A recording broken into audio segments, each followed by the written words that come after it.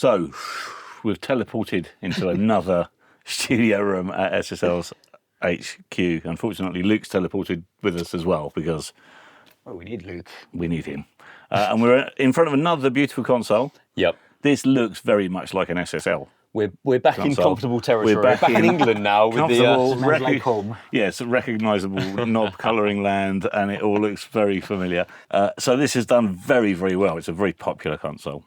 It's done so well, given it's only been out for about 5 years, and I think it just comes down to the fact that it's just distilled the essence of an analog console into its purest sort of form. Right. There's nothing you don't need, but it does everything you need it to do without trying to do everything. So no DAW control. It's pure dumb analog, but it's the smartest dumb analog console I've ever worked on. Right, Is it your favourite? It is my favourite. You own one, don't you? I do own one. Yeah, you're an Origin owner. But I say it's my favourite not because I own one. I own one because it's my favourite. Because it's your favourite, yeah. But just because it is completely in tune with the way I work. It's so flexible. I can get audio to and from anywhere I need it to go. And it just gets out of my way. Yeah.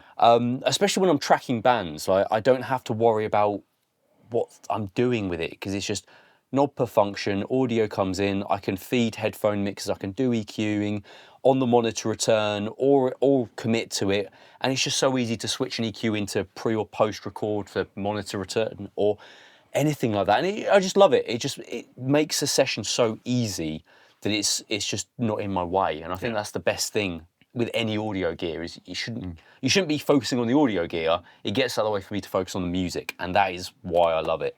And it sounds fantastic. The EQs, the Black Knob EQs just are amazing. And it's the same sort of Black Knob EQ architecture going all the way back to the 4Ks. So it's got that heritage and lineage to it. The mic pre's sound great. Okay, we've not got dynamics on it like the old 4K, but I mean, I've got on mine 16 E-dynes and B-dynes wired into the insert point. So it's not short of flexibility in that point of view. Yeah. And it's one IEC plug.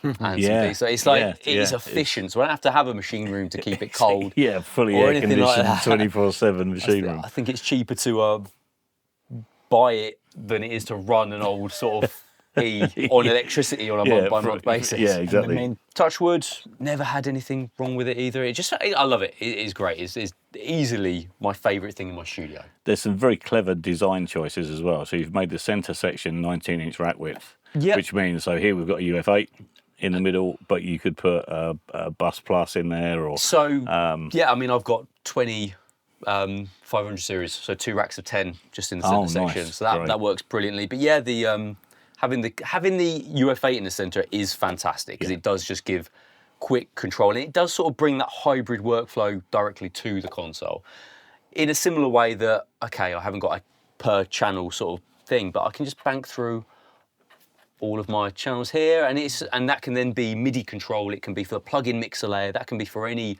DAW. That's 3 DAW simultaneously. And you can't do that with anything else in the middle of a console. Yeah. Even on a Duality or an AWS. Okay, now with the Oracle, you get a little bit more flexibility with that. But it's, again, for the budget end of a fully analog console, it's just powerful. I love it. I could talk forever about it, how much I love it. That's cool. And a lot of bang for the buck as well, considering the amount of electronics that is going on under the hood of something like this. Yeah, really good value for money. So the preamps are, again, super analog, but with the drive. So it's like sort of taking the VHD idea from Duality, but we've got a fixed second order harmonic sort of drive in there. But then they sound fantastic. And then we've got sort of direct out, switchable between small and large fader. I think 152 lines of direct out on the console. Yeah, that should be enough, shouldn't it? Just about. Yeah, it should be all right. Probably. But yeah, it's like it's just brilliant. It's just brilliant. Big fan. Yeah. But it's like, I guess if we talk about it in contrast to the Harrison, it's it was the difference in sort of customer, I guess. On paper, 2 fully analog consoles with 32 channels in, and that's as much similarity as there is. That is it. That's it. Yeah, it's a different mindset behind them, isn't it? Completely. I mean, from a mixing standpoint, I mix on mine every day, and it is a very powerful console for mixing. The EQs are really fantastic, but the ability just to pull in an EQ and take it out if I'm doing recall, again with a 0D bypass, I can have my monitor returns back from the DAW and not have to worry about where all the phasers are. Yeah. Engageable sort of pans and stuff. We do have a center points on these, so it's a little bit easier for recall compared to the Harrison.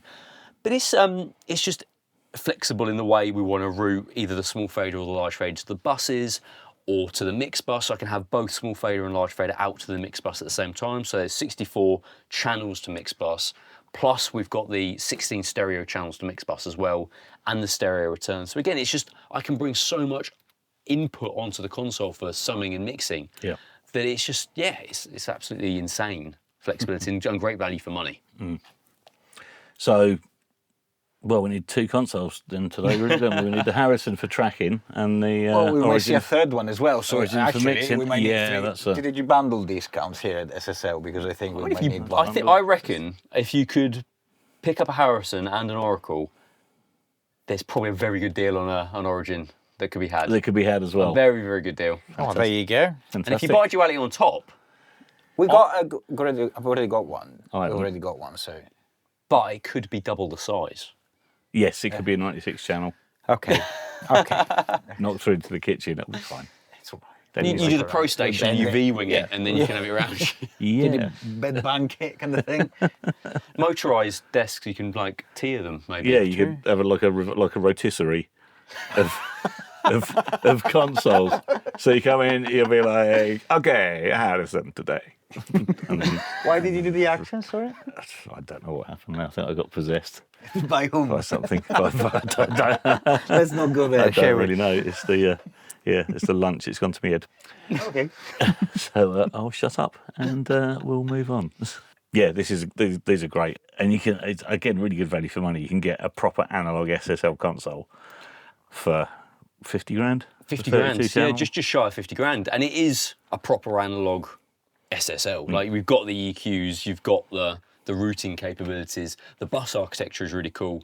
So like, if I wanted to send all of these over to the buses, I can literally grab all 16 and we'll reach over. And now all those buses are done to 7 to 8. And it's really clever routing. This is, it's built for, again, a modern studio environment, but it's still retaining that classic workflow. And I think it goes hand in hand with working with the DAW, just to use this as the front end.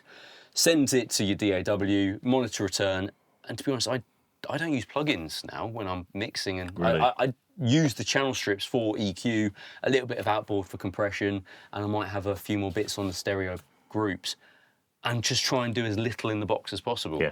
But then when I come to having to try and use the in the box, then the G strips or the E strips, they feel the same when using UC1 because they're sort of built around the same. The EQ is the same. It's laid out exactly the same. So it feels quite natural being able to move through both of them.